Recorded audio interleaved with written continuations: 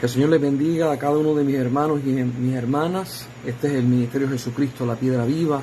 Y quien le habla es el evangelista Elías Álvarez, estudiando la palabra y caminando en fe para el Señor. Estamos hablando acerca de el tabernáculo de Moisés, el día de la expiación. Ese día donde se hacía un sacrificio para perdón de pecado del pueblo completo.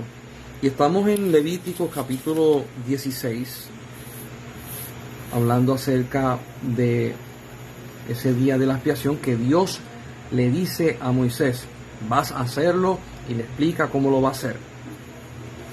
Y en un resumen breve, antes de que Dios le indicara esto en Levítico 16, perdone que estoy en vivo cerca de una carretera muy transitada. Antes de que Dios hablara con Moisés en el 16, Aarón podía entrar cuantas veces quisiera al lugar santísimo. Y pasó el incidente de los hijos de Aarón, 2 de ellos, Dios los mató por una desobediencia. Y le dice Dios a Moisés, dile a Aarón que no entre más así al lugar santísimo, sino que va a entrar solamente una sola vez al año, no sea que yo lo mate. Y esto es bien fuerte, porque usted dice, ven acá, Dios llama a Aarón como sumo sacerdote y ahora Dios dice que lo va a matar. Lo que pasa es que hay 2 puntos de vista que nosotros tenemos que aprender a ver, y es el punto de vista de los hombres. Nosotros analizamos las cosas, miramos las cosas conforme a la vida carnal, conforme a la vida en este planeta, conforme a nuestro contorno. Entonces, nosotros tenemos una perspectiva humana para poder analizar las cosas. Y si usted quiere ver lo que es una perspectiva humana, vayan a un sitio donde recortan perros, que hacen grooming de perros, y usted va a ver que los perros salen con lacito, con las uñas pintadas, con el pelo pintado, aperfumado, con una bandana, con cositas. Y el perro, muchos de los perros que van a los groomers no son perros, son casi humanos. Tú lo pones a jugar con otros perros y ellos son más sofisticados y lo que les gusta es estar sentado en sofás caros, comer cositas chéveres. Y cuando tú vienes a ver, humanizamos aún la naturaleza que nos fue dada por Dios para que la naturaleza se manifestara. Nosotros humanizamos. Esto pasa mucho con los perros chiquitos, los yorkies, los chihuahuas, los pomeranian, los lhasa apso, los shih tzu. La gente los humaniza. Ahora, cuando nosotros vamos a ver a Dios, nosotros tenemos esa misma inclinación a que todo lo que aparece lo humanizamos. Si Dios dice que es Dios, pues Dios se tiene que parecer a mí, porque como dice la Biblia, que nos hizo a su imagen y semejanza, pues Él es como yo. Pero cuando usted lee la Biblia, no, sino que tú eres como Él, Él no es como tú.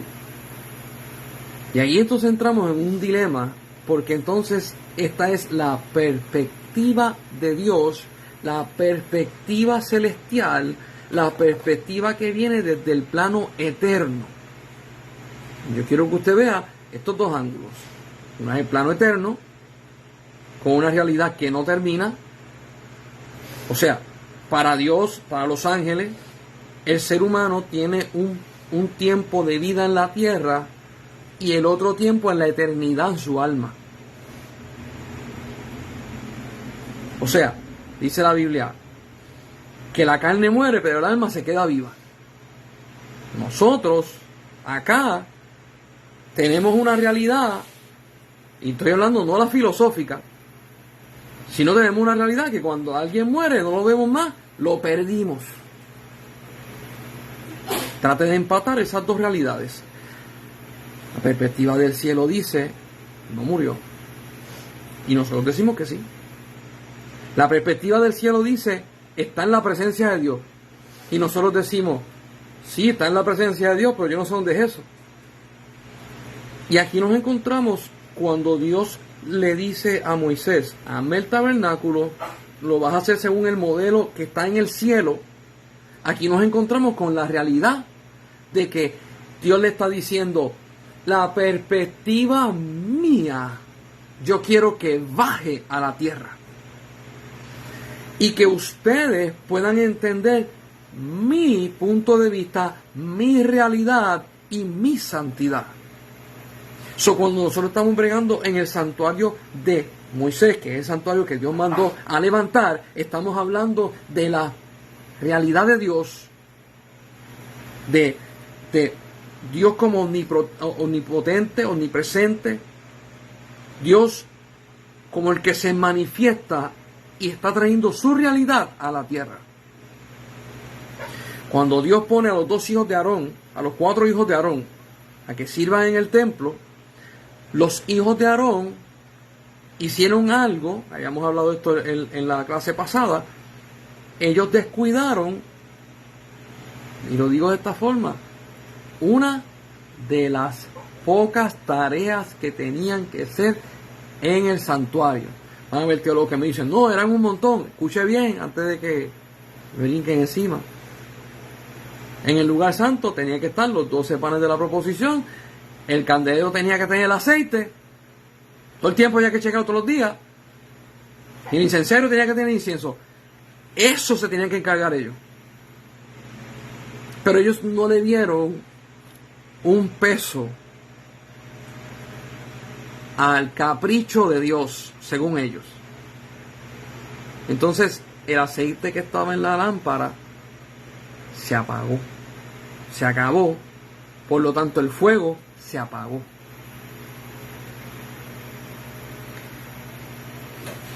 Voy a tratar de poner esto en la perspectiva humana y voy a tratar de poner esto en la perspectiva del cielo. En la perspectiva humana, pues si se acabó el aceite, vamos a ponerle más aceite y lo prendemos y prendemos el fuego otra vez. Lo que importa es que esté iluminado. Esa es la perspectiva humana. Cuando Dios, dice que la ira que Dios bajó y dio que el fuego que Él encendió no era el que estaba encendido. O sea, era fuego santo lo que Dios puso y ahora hay fuego de hombre que es natural, terrenal, profano delante de Dios. Y ese fuego estaba en el lugar santo, dentro del tabernáculo, que es sombra del tabernáculo celestial. Dios se enciende en ira y los quema a los hijos de Aarón. Y la gente dice, pero ¿y por qué? Escuche bien.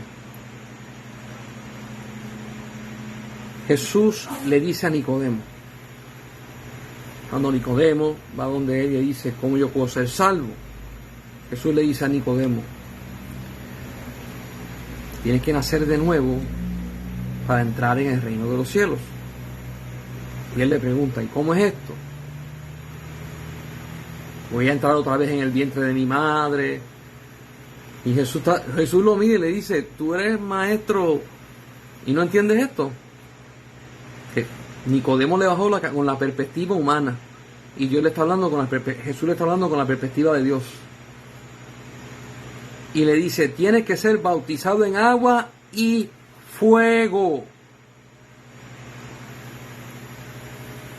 ¿Se acuerdan Juan el Bautista que decía, yo bautizo con agua, pero que viene después de mí bautiza en fuego? ¿Qué fuego es ese? El fuego del Espíritu Santo, fuego que no es de hombre, fuego que viene de Dios. Entonces le dice Jesús a Nicodemo, si eres bautizado en agua y en fuego, entras.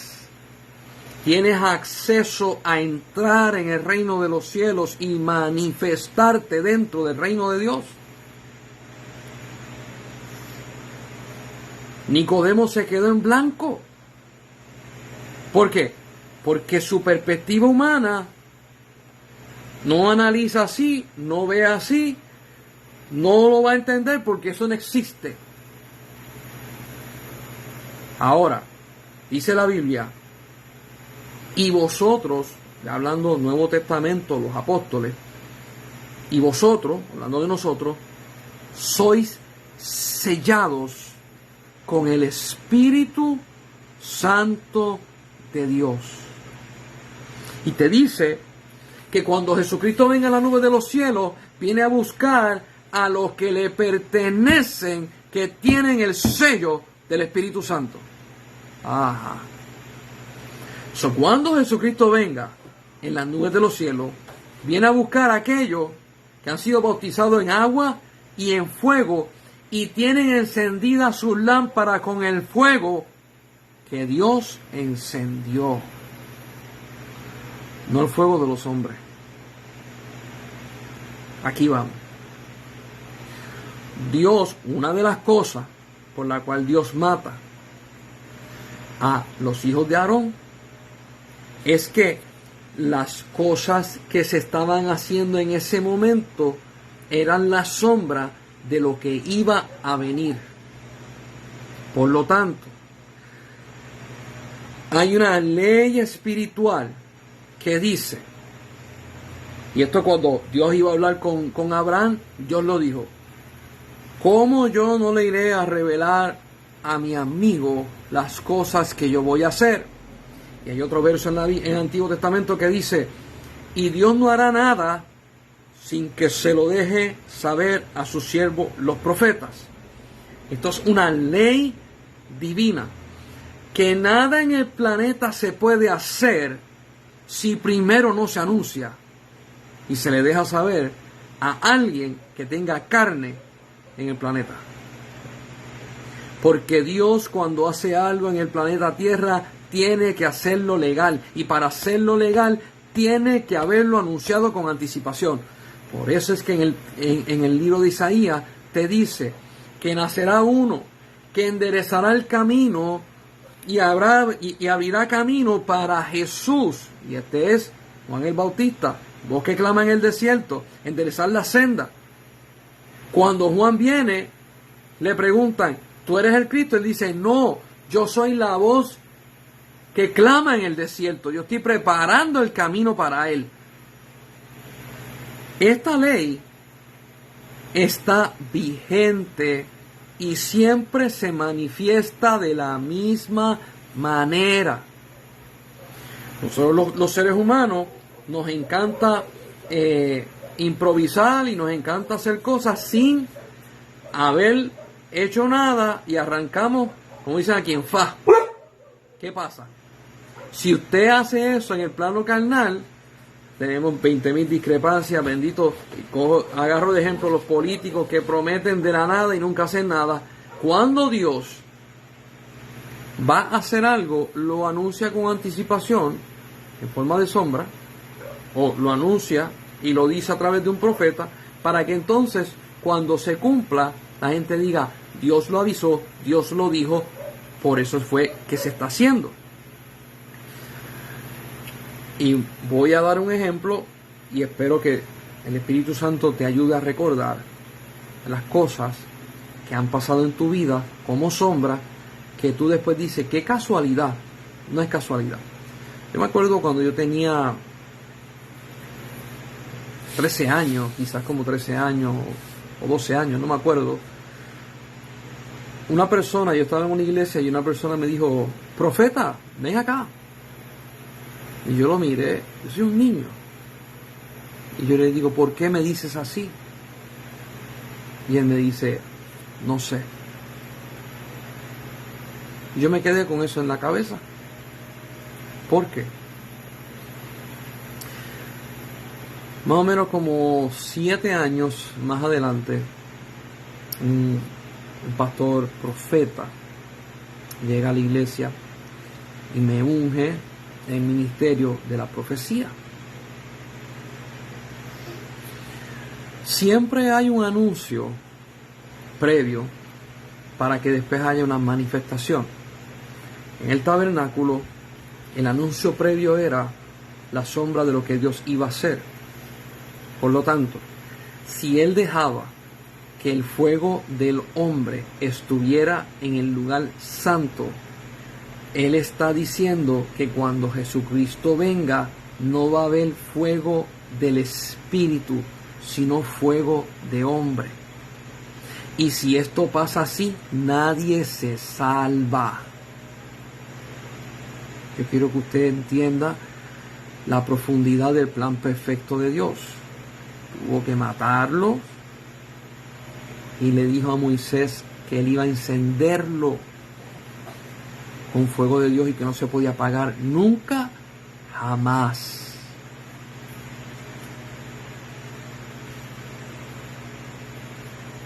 Hay mucha gente que me dice, pues Dios es intenso. Y yo le digo a la persona, tú eres intenso. Porque mientras tú miras a Dios así, vete a la casa de una persona y ábrele la nevera sin permiso. A ver si no se pone intenso contigo. O vete a la casa de una persona y sin pedirle permiso, agarra las llaves del auto, préndelo y vete. A ver si no se pone intensa la persona contigo. A veces nosotros tenemos problemas porque juzgamos a Dios de una manera y juzgamos a nosotros de otra y juzgamos al vecino de otra.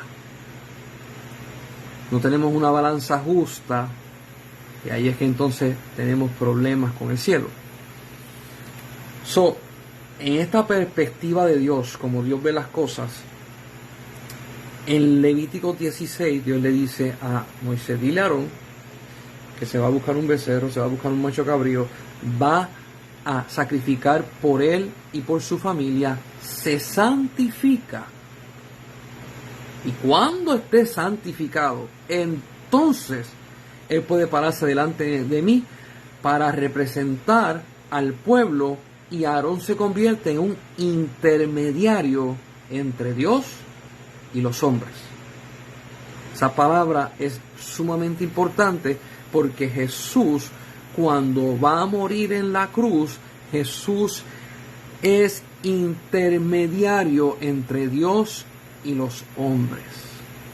Ahora quiero mencionar algo rápido, después lo vamos a tocar después, para que usted pueda entender algo del sacrificio de Jesús en la cruz, que muchas veces la gente lo lee, pero como no tienen la definición de los hebreos, ven solamente una muerte, no ven dos. Cuando Jesús muere en la cruz del Calvario, Jesús experimenta dos muertes, no una. La definición de muerte en la Biblia y para el hebreo los judíos tienen, creo que son como 5 definiciones diferentes. Vamos a tocar 2 de ellas y una tercera por encimita. Para nosotros, muerte es muerte carnal. Y esa es una de las definiciones de morir, bíblicamente. Otra definición de muerte, y habíamos tocado este tema anteriormente, pero lo quiero explicar de nuevo, es que tú te apartes completamente de la presencia de Dios. Y ahí no vas a sentir más a Dios. Sigues viviendo, pero sin la presencia de Dios.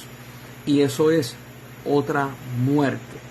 O sea, la Biblia te habla acerca de que cuando venga los tiempos cumplidos, se van a ser resucitados todos los muertos y aquellos que no han creído en Cristo, no han sido lavados por la sangre del Cordero, serán lanzados al lago de fuego y azufre, y en ese lago de fuego y azufre la presencia de Dios no va a estar, y se le llama la segunda muerte. Escuche bien, la gente que está en el infierno todavía sienten lo que es la presencia de Dios, mientras cuando vayan a estar en el lago de fuego van a estar desconectados completamente de la presencia de Dios. Una muerte. Jesús, cuando estuvo en la cruz, antes de morir, le dijo al Padre: Padre, ¿por qué me has abandonado? La presencia de Dios, Padre, tuvo que salir y no estar más presente en Jesús. Jesús sintió la muerte espiritual primero que la carnal, para después tener que sufrir sin la presencia del Padre, sufrir la muerte, poner su vida por amor a nosotros. Yo quiero que usted vaya entendiendo esto, porque cuando vayamos a explicar, se van a explicar unas cosas que tienen que ver con todo esto. Jesús sufre 2 muertes, no una, 2. Ok, vamos a Levítico capítulo 16. Y vamos a empezar a seguir leyendo en el 7. Dice, después tomará los 2 machos cabríos y los presentará delante de Jehová a la puerta del tabernáculo de la reunión, y echará suerte a Aarón sobre los 2 machos cabríos, uno suerte para Jehová y otro suerte por Azazel. ¿Qué es lo que está diciendo? Fuera del tabernáculo está el patio, están los atrios. Te dice, tú vas a traer los machos cabríos, los vas a presentar allá frente, no dentro del tabernáculo, afuera. Y entonces vas a presentarlos a Jehová. O sea, le dice a Dios, aquí están los 2 machos cabríos, tenían que ser sin mancha, sin falla, y tenían que eran perfectos. Aquí te presento lo que te vamos a dar por ofrenda. Se lo tenía que presentar delante de Dios. Cuando se lo presentara, entonces iba a echar suerte para ver cuál de los 2 iba a ser sacrificado, iba a derramar sangre, y cuál de los 2 iba a ser enviado al desierto para que muriera. Eso dice, y lo leo textualmente, uno suerte por Jehová, que ese es el que va a morir, y otro suerte por Azazel, que ese es el que va a ser enviado al desierto. Cuando se echa suerte ya se sabe cuál se va a matar y cuál no se va a matar.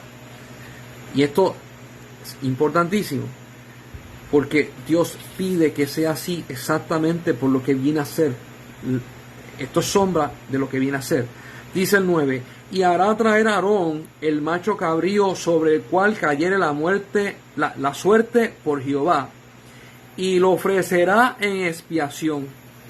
Mas el macho cabrío sobre el cual cayere la suerte de Azazel, lo presentará vivo delante de Jehová para hacer la reconciliación sobre él, para enviarlo a Azazel al desierto.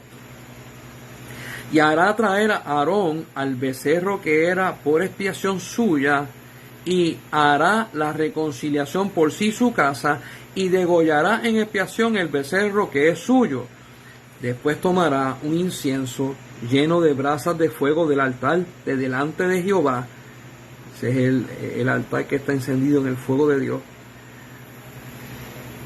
Y sus puños llenos de perfume aromático molido, y lo llevará detrás del velo, y pondrá el perfume sobre el fuego delante de Jehová, y la nube del perfume cubrirá el propiciatorio que está sobre el testimonio, para que no muera. Esto es un poquito tedioso, no es parte de nuestra cultura, y no se queda como que, y todo esto, ya lo voy a explicar. Dice el 14, tomará luego de la sangre del becerro y lo rociará con su dedo hacia el propiciatorio al lado oriental. Hacia el propiciatorio esparcirá con su dedo 7 veces de aquella sangre.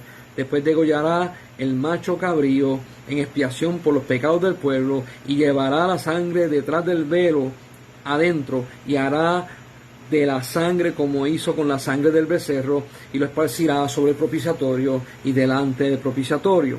Así purificará el santuario a causa de las impurezas de los hijos de Israel, de sus rebeliones y de todos sus pecados. De la misma manera que hará también el tabernáculo de reunión, el cual reside entre ellos en medio de sus impurezas. Ningún hombre estará en el tabernáculo de reunión cuando él entre a hacer la expiación en el santuario, hasta que salga y haya hecho la expiación por sí, por su casa y por toda la congregación, y saldrá al altar que está delante de Jehová y lo expiará, y tomará de la sangre del becerro y de la sangre del macho cabrío y lo pondrá sobre el cuerno del altar alrededor, y esparcirá sobre él de la sangre con sus dedos 7 veces, y lo limpiará y lo santificará y de las inmundicias de los hijos de Israel.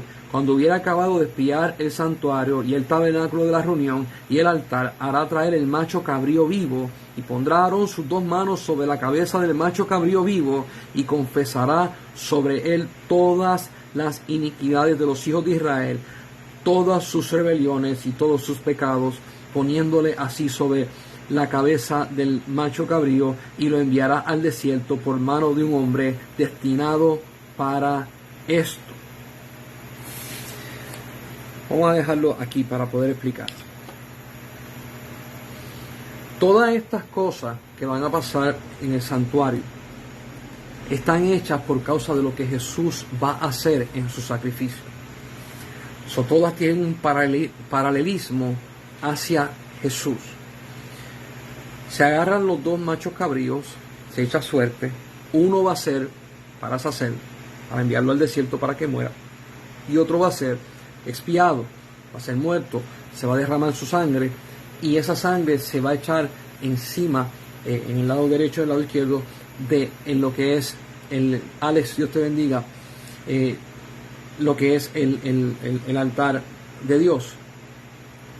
Bien importante, Aarón tiene que sacrificar por él. Primero entra con la sangre del becerro, santifica él, después sale y brega con el macho cabrío, entra con la sangre del macho cabrío, la esparce en los mismos lugares que lo esparció con la sangre del becerro, sale del altar, y cuando vuelve va al altar que está afuera, que tiene los 4 cuernos. Bien importante para que usted pueda tener una correlación de esto. Usted entra a Google o a Chrome y usted pone el santuario de Moisés, y te va a enseñar todas las piezas, ¿verdad? Lugar santísimo, lugar santo, el altar que está afuera, el lavacro, para que usted tenga una idea de por qué son 4 cuernos y por qué se presenta así. Él tiene que hacer la sangre la tiene que poner 7 veces. El número 7 es la perfección de Dios. Y en 7 días Dios, ¿verdad?, hizo el cielo y la tierra y descansó el 7º día. Entonces, cuando hace eso, va donde el macho cabrío, que está vivo, pone sus 2 manos encima de la cabeza del macho cabrío y confiesa encima del macho cabrío todos los pecados del pueblo de Israel, sus rebeliones, sus iniquidades, todo lo sucio, y lo deposita encima de ese macho cabrío. Ese macho cabrío entonces es enviado al desierto para que muera en el desierto. Tenemos 2 muertes. Uno de los machos cabríos muere derramando su sangre delante de Dios. O sea, muere ante la presencia de Dios. El segundo macho cabrío muere en el desierto, en la realidad de los hombres. Cuando Jesús, y yo quiero que el que quiera y el que le guste darle taller y poder entender, hay mapas, y alguna Biblia lo tiene, mi Biblia lo tiene.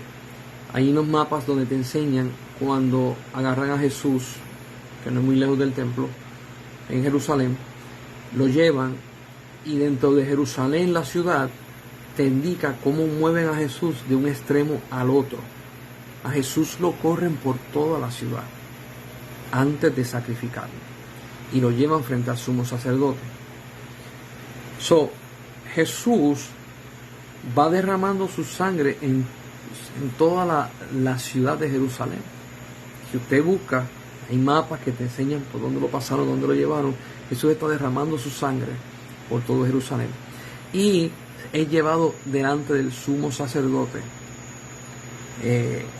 como así era llevado el macho cabrío. Cuando Jesús va a ser crucificado, a Jesús lo sacan fuera de la ciudad.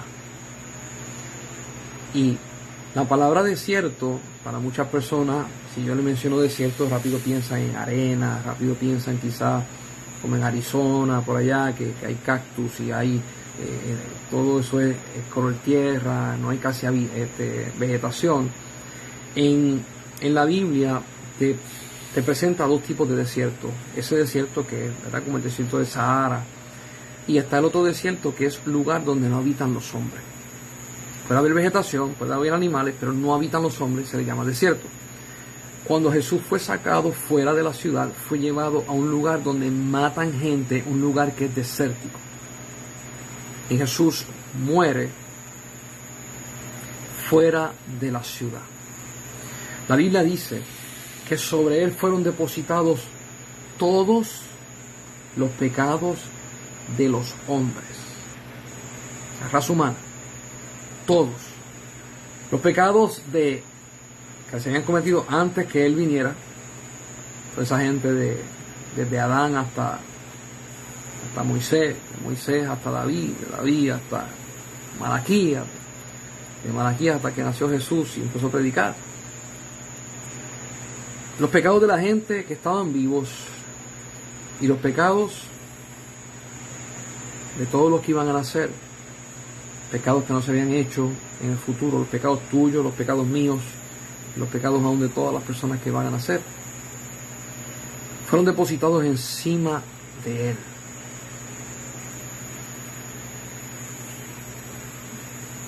Yo he escuchado teólogos, doctores cristianos, hablar acerca de cuál pudo haber sido la capacidad, la cantidad de dolor que tiene, que él tuvo que haber sufrido médicamente por la cruz, por los azotes, por la corona, horrible, pero más,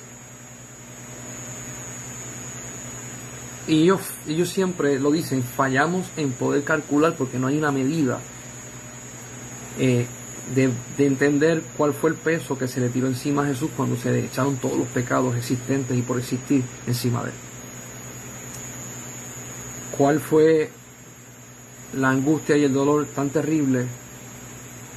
Ningún ser humano pudo haber aguantado eso. Yo quiero que usted se ponga a pensar. Hay personas que han cometido errores, han cometido fallas, y aún con solamente sus pecados, le quitan el sueño, le quitan el hambre, y lo llevan hasta un punto bien desagradable. Imagínense Jesús, con los pecados de, ¿cuánto podemos ponerle? 90 trillones de personas.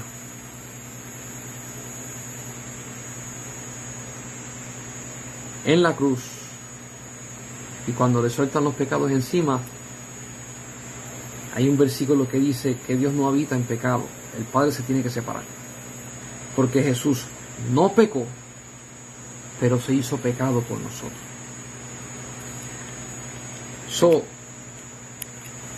Aquí está Aarón haciendo este sacrificio,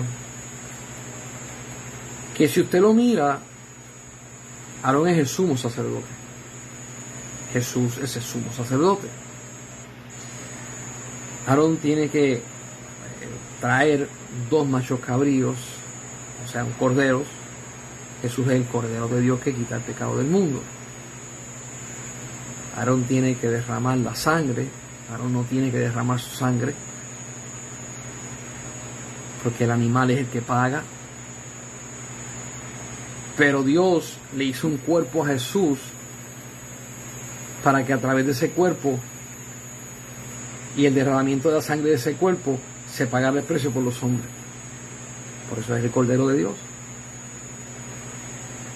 Aarón mataba a uno de ellos y llevaba la sangre al lugar santísimo. Aarón tenía que primero pedir perdón por sus pecados, Jesús no tuvo que pedir perdón por sus pecados porque Jesús nació sin pecado, Jesús no pecó.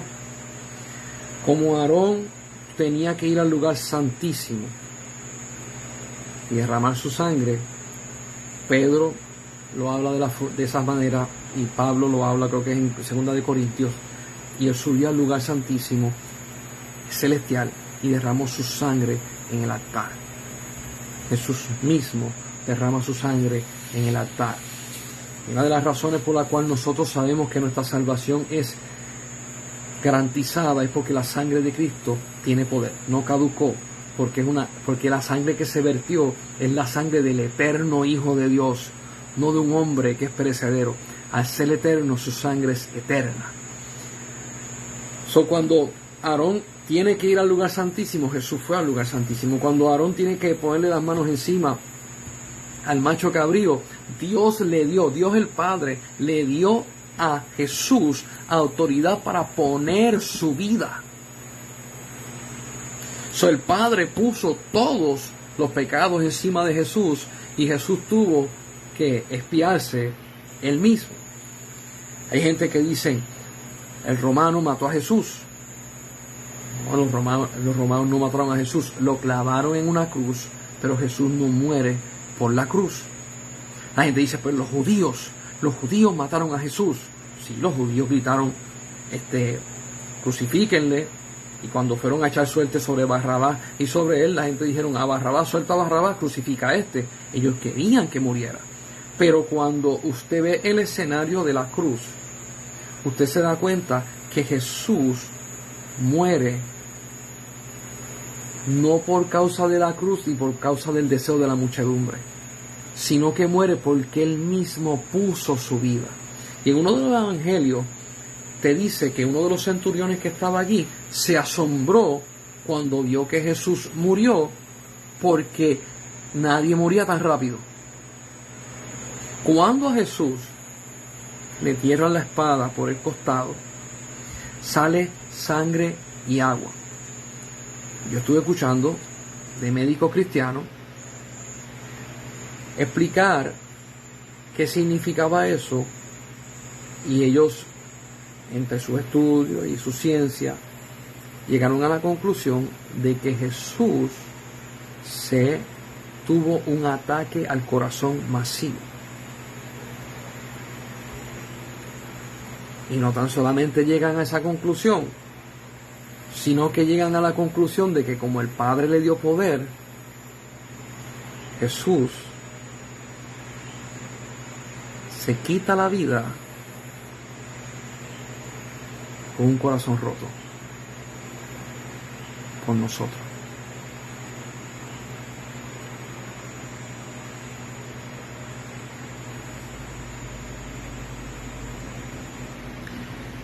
Yo no ceso de darle gloria a Dios por esto. Ninguno de nosotros podía pagar ese precio. Ninguno. En la expiación que se hacía en Aarón, había que hacerla todos los años, una vez al año, todos los años. Porque eran animales y esa sangre se desmerecía, y había que seguir pagando una expiación por esto. Cuando Jesús muere y lleva su sangre al lugar santísimo celestial y derrama su sangre allá donde ninguna mano humana podía llegar, donde ninguna sangre de expiación de machos cabríos podía llegar, Jesús llegó y pagó el precio que nadie podía pagar, y pagó el precio por nosotros. Yo no sé si usted puede entender a cabalidad esto que yo estoy hablando. Si yo voy a comprar un carro, y un carro hermoso, con todos los power, y me dice el vendedor, vale solamente $35,000. yo consigo el dinero y yo me llevo el carro. Y cuando la gente me pregunte, yo le voy a decir, me costó $35,000. Si yo quiero y me da hambre, y yo digo, estoy en la calle, me quiero comer un combo de menciones restaurantes que usted quiera, y cuando yo voy allá me dicen, porque ya no valen a $2.99 ni $3.50 como antes, son $8.50, pues yo pago $8.50. Si alguien me pregunta, eso me costó $8.50, y la gente va a decir, ¿dónde yo puedo conseguir? Y yo le voy a decir, en tal lugar, ¿tiene los $8.50? Si los tienes, te lo dan. Si no, no te lo dan. Lo que tú pagas es lo que tú recibes. Y es el valor que se le da a lo que tú compraste. Cuando Jesús envía al unigénito, al único Hijo de Dios, Dios está enviando lo más grande que existe en toda la creación, y solamente hay uno.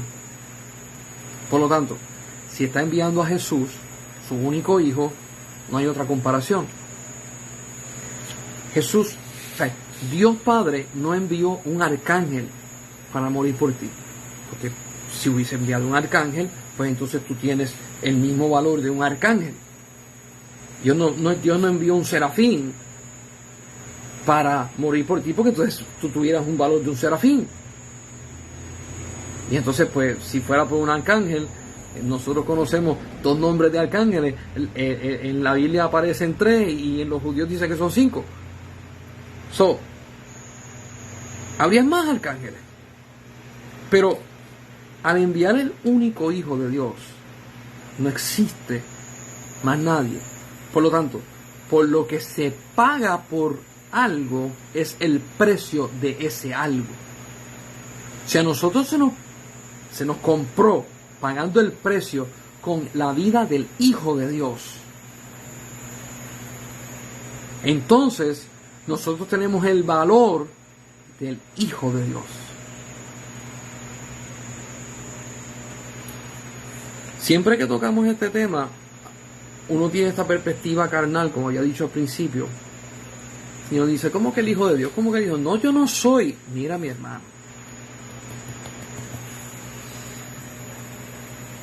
si en la antigüedad un rey pagaba por una mujer que iba a ser esposa de él, pagaba una finca de 20 acres con 50 camellos, con 40 vacas, con 30 ovejas, esa mujer valía eso. Nadie podía decir que valía menos. Y aquí nosotros tenemos al Dios soberano del universo enviando su Hijo por el precio de hombres. Tú vales mucho. Te lo tengo que decir así. Tú no vales lo que tu mamá dice. Y tu mamá dice, yo te quiero, yo te amo, tú eres lo más bello de este mundo. Tú no vales eso. Tú no vales lo que tu papá dice. Tú no vales lo que el gobierno dice. Digo, el gobierno dice que tú eres poco, pero no vale. Tú vales muchísimo más. Tú no vales lo que tú piensas que tú vales. Cuando te paren frente al trono de Dios, Dios va a decir, este vale lo que vale mi hijo. Y nosotros tenemos un problema humano de aceptar el valor que se nos da. Dios, cuando te fue a salvar, no te preguntó si tú te sentías cómodo con que pagaran tan alto precio por ti. Dios envió a su Hijo derramó su sangre en el lugar santísimo, pagó con expiación por nosotros, y nosotros ahora tenemos herencia en el cielo, porque el Padre hizo un plan, el Hijo envió al Hijo, el Hijo lo ejecutó, y hoy nosotros gozamos de lo que Él dice que somos, no de lo que tú piensas que tú eres. lo que Él dice que somos. ¿Por qué? Porque vuelvo y voy a la parte de humanizar. Nosotros humanizamos todo, agarramos los chihuahuas, los peinamos, los vestimos, le ponemos guindalejos, le echamos perfume, a los perros no les gustan los perfumes. Nosotros agarramos una cotorra que se supone que tiene que estar diciendo ¡ra, ra! Y dice camión, quién es, entra, y se pone a hablar como un humano. A los que no sabían, cotorra que usted ponga a hablar así, cuando usted le consigue la pareja, la cotorra se desconecta de usted y vuelve a su estado original. Se pega a su pareja. Escuche lo que voy a decir. Cuando nosotros estábamos dentro de Adán y no había pecado, nuestro estado original era su presencia, la presencia de Dios, hablar con Él cara a cara y manifestarnos con Él siempre. Cuando Adán peca, dice que es sacado del Edén, que es destituido de la gloria de Dios, nosotros sentimos la separación de Dios. Y no fue una separación por completa. Cuando Jesucristo, bueno, vamos de nuevo. Nos separamos del pecado, entró la muerte, y nosotros empezamos a vivir entre los hombres. Cuando Adán estaba en Edén, si es que existe el término, Adán era hombre, pero Adán no humanizaba a Dios, sino que Dios santificaba a Adán.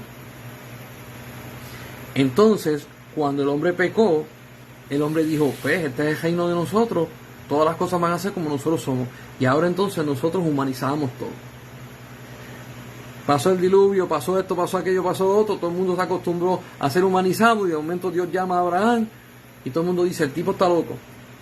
Salió de la casa de los papás y se pone a caminar y a vivir en una tienda de campaña por ahí dando vueltas y diciendo que de él va a salir una gran nación y que le van a dar la tierra prometida. Y mire, murió. Y no vio nada. Cuando Jesucristo viene, Jesús, el que hizo el mundo con Dios, el Logos de Dios, la palabra, el verbo de Dios, se manifiesta, nosotros hallamos un atractivo hacia Él, porque Él es el original de nosotros. Y nuestra parte humana se empieza a diluir y nosotros empezamos a anhelar lo que era en el origen, lo que éramos nosotros, su presencia, su manifestación, el participar con Dios en los asuntos, el crear, el cuidar, en crear bienestar. Y nosotros quedamos enamorados de Dios otra vez. Tenemos la oportunidad de manifestarnos en el original como Adán se manifestaba con Dios. Ahora nosotros nos manifestamos en Jesús y Jesús en el Padre. Dios te está llevando a ti y a mí al original de Dios. Y estamos hablando acerca del día de la expiación porque la gente debe de conocer y entender cómo el cielo opera y cómo el cielo planifica. Esto es una sombra de lo que iba a pasar. En tu vida, Dios ha traído muchos avisos, muchas sombras de lo que va a pasar. Y nosotros tenemos, como creyentes, tenemos una lucha interna. ¿Cuál es la lucha interna? Entre si lo que Dios me dice lo agarro de forma carnal, con la perspectiva de los hombres, o cómo lo agarro porque no entendemos su perspectiva. Una de las cosas que a mí me agrada de Dios es que Dios no te exige que tú lo entiendas, sino te pide que lo creas. La fe. El justo por la fe vivirá. ¿Por qué te está pidiendo que sea por la fe? Porque en la forma en que Dios se manifiesta, No es una forma humana, va por encima del intelecto humano. Por lo tanto, Él sabe que tu intelecto no lo puede entender, pero sí te da una medida de fe para que la ejercites y camines en la fe de Dios. Yo no tengo que entender las cosas, así como un niño que tiene 3 años no tiene que entender el trabajo de su papá, el oficio de su papá, no tiene que entender cuánto estudió en la universidad, no tiene que entender cómo opera el carro, cómo hacen la ropa, cómo se cocina, y no tiene que entender eso. Él tiene que tener fe de que el Padre que lo concibió lo guarda, lo guía, lo cuida, le enseña. Y así somos nosotros con el Padre. Pero una de las claves para que usted pueda ver la manifestación de Dios y usted pueda participar de ella, no puedo decir otra cosa sino lo que Jesús dijo. Jesús dijo, cuando vayan a orar, oren así. Dijo, Padre nuestro que estás en los cielos, santificado sea tu nombre. Venga a tu reino. La perspectiva de tu realidad venga a nosotros. La forma en como tú piensas venga a nosotros. La forma como tú miras venga a nosotros. La forma en que tú eres, en cómo tú tratas, en cómo tú te manifiestas, en cómo tú sea con nosotros. Por lo tanto, si usted quiere ver la provisión de Dios en todos los ángulos, dígale, Señor, que yo me pueda manifestar en tu reino como se hacen las cosas en el cielo, así sean hechas en la tierra. El día de la expiación, que tiene muchísimas cosas para poder hablar y profundizar muchísimo más, y simplemente lo voy a dejar hasta aquí, porque es el punto de la sombra y lo que se va a hacer. Está puesto para que nosotros podamos ver cómo Dios opera y cómo Dios trae cosas a nuestra vida. Amado hermano y hermana que me escucha, Dios, como dijo Jesús, al Padre os ha placido daros a vosotros el reino. Y no es un reino humano, sino el reino celestial. Manifestar su gloria, manifestar su nombre, manifestar su evangelio. Ahí es donde Dios nos llama y nosotros tenemos que tomar ventaja de eso. Yo he aprendido a hacer algo y me ha costado carísimo. En la realidad de los hombres, a nosotros nos enseñan mucha duda, mucha desconfianza. En la realidad de Dios, escucho lo que voy a decir, Dios no enseña duda, Dios no enseña desconfianza. Dios enseña amor, paz, fidelidad. Nada negativo hay en Dios. Yo no sé si usted se ha encontrado de que cuando Dios le habla algo lindo, usted saca la perspectiva de los hombres y empieza a sacarle la duda a Dios. Soltemos las ataduras humanas y agarremos la libertad del Hijo de Dios. ¿Y cómo yo hago eso? Así. Dios hizo un plan garantizado para que tú puedas vencer. Jesús dijo, y recibiréis poder de lo alto, cuando haya venido sobre vosotros el Espíritu Santo. Y Jesús dice, el Espíritu Santo os guiará a toda verdad. Y uno de los apóstoles escribe y dice, porque Dios no nos ha dado espíritu de temor. Escuche esto, Dios no nos ha dado espíritu de temor, sino un espíritu, y lo pone con letra mayúscula porque es el Espíritu Santo de Dios, de poder, de amor y de dominio propio. Cuando usted tenga el temor encima, échelo fuera en el nombre de Jesús. No es de Dios, es de los hombres. Y si usted es de las personas que su temor ha sido infundido por su familia, su mamá, su papá, su tío, su abuelo, su hermano, y usted le pide a Dios sabiduría y se da cuenta que cada vez que usted habla con su tío, con su papá, con su hermano, con quien sea, te mira con temor, llámelo menos. Y fortalezcas en Dios.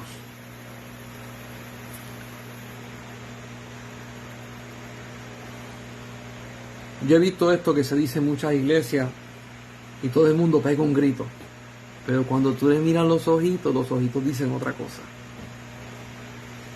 ¿Qué es lo que se dice? Que Dios ha hecho un plan tan perfecto que nosotros estamos destinados para vencer, no para ser vencidos. Y todo el mundo grita amén, y en los ojitos hay titubeo, en los ojos hay duda. Echemos fuera ese temor y agarremos la confianza y el nombre de Jesús, que es el autor y consumador de la fe, y caminemos hacia adelante. Que la paz de Dios sea contigo. Le pido a Dios que sea fortalecido en tu hombre interior y que puedas caminar viviendo la realidad del reino de los cielos. Nos vemos el sábado próximo, si Dios lo permita.